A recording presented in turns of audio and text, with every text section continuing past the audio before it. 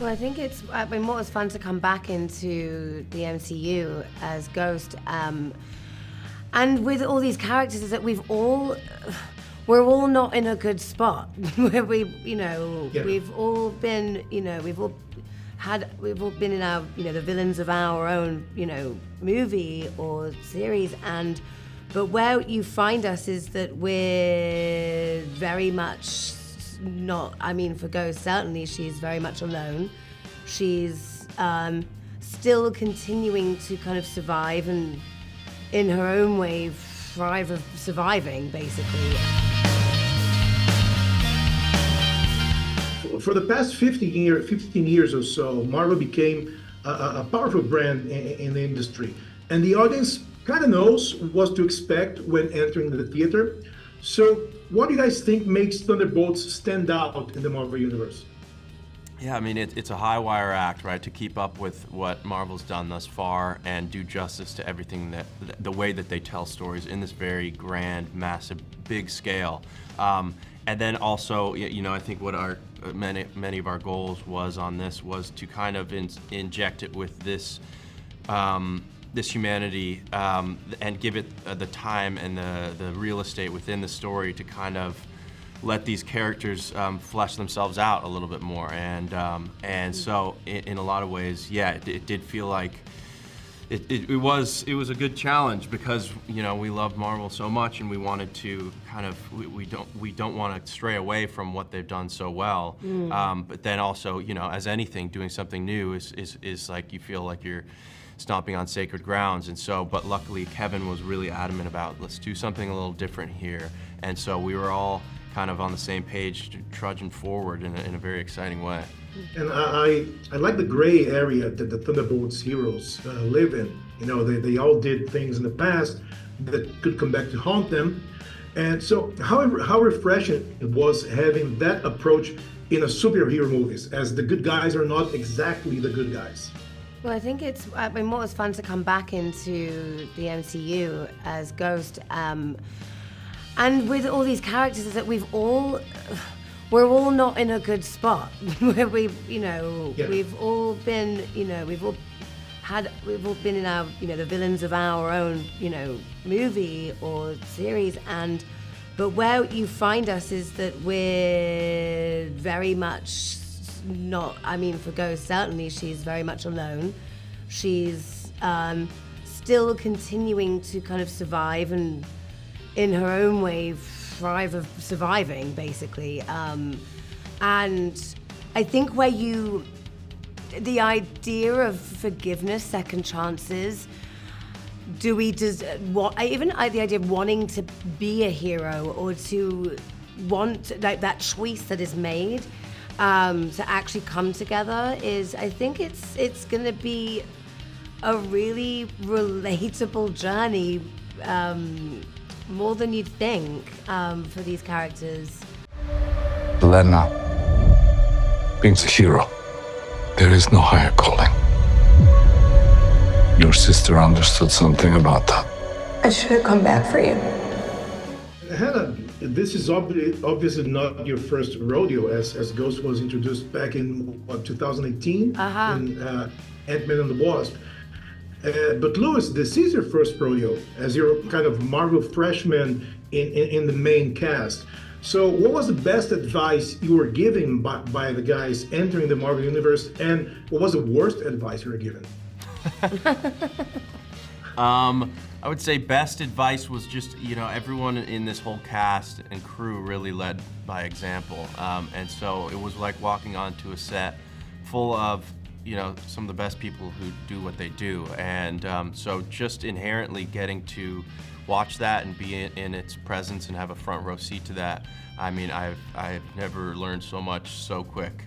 And everyone was so, I think they were all, you guys all knew your characters so well in every way possible, and they had an answer for everything at the tip of their tongue about what they believed their character would do in what circumstances. And so that was a good kind of North Star for me to be like, I'm gonna aspire to that. I need to get to that level. Worse advice,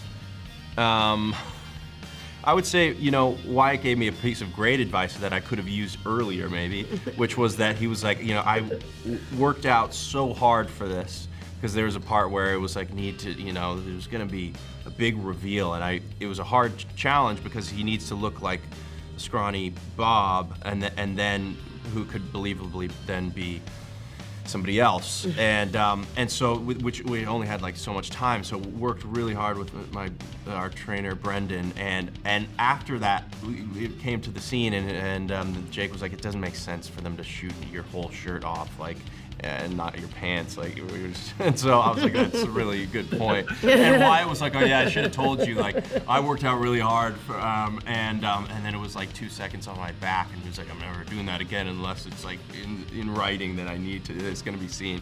So I was like, okay, thanks Wyatt, I could have used that a couple months ago. In the cinema, you got a reaction though. Just for the with that moment. I just didn't want to let anyone down because it's like you want the believability to be there, you know? I was in high school when the Avengers came. Kind of strange that it's all over now. No one's coming to save the day. I think we are. We can be the ones that are coming. And Lewis, you were Bob in Top Gun Maverick, and now you're Bob again in Thunderbolts. So which Bob was the most fun to pull off? They were both, they're both very different Bobs, and it was an honor to play Bobs. Every Bob who I've met since playing these Bobs has been a great guy.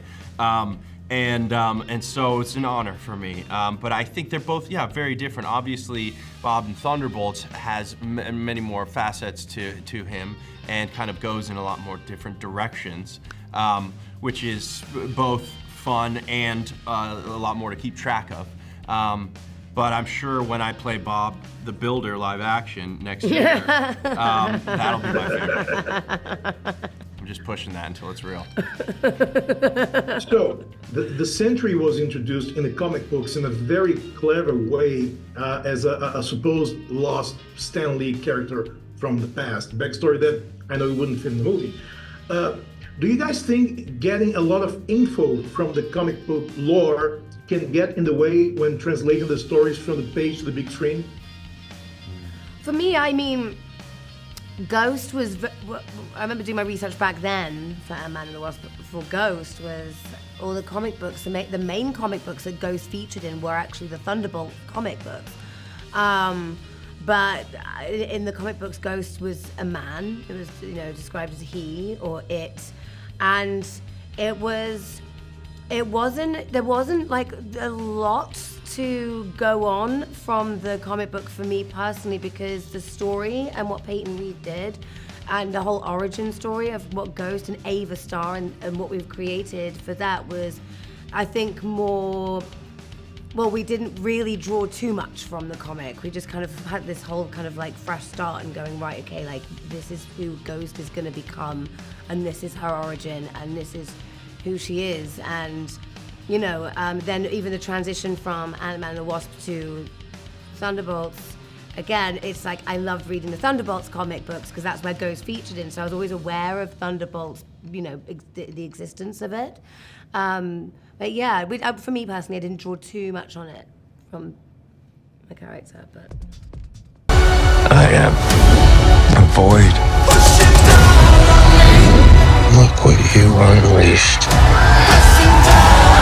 You can't outrun the emptiness. Let me just wrap this up. You both are in Avengers Doomsday. I'm not sure if you started shooting your part yet. Is there any piece of info you could give me without any of us getting, you know, taken by snipers or something? All we can talk about is our hopes and dreams for it. I want to keep my back chair. I really want that delivered to I would love that. Yeah. That was a very, very, very amazing curated moment of, it was epic. I mean, the music, the chair backs, the way it was revealed I thought was just so amazing. I mean, I'm always gonna want to get Ghost's costume off that hanger, put it on, and just get rolling. I mean, I love, just any excuse to get back into it is amazing. No one here is a hero. We all have things that we regret. But I have so many. Whoa.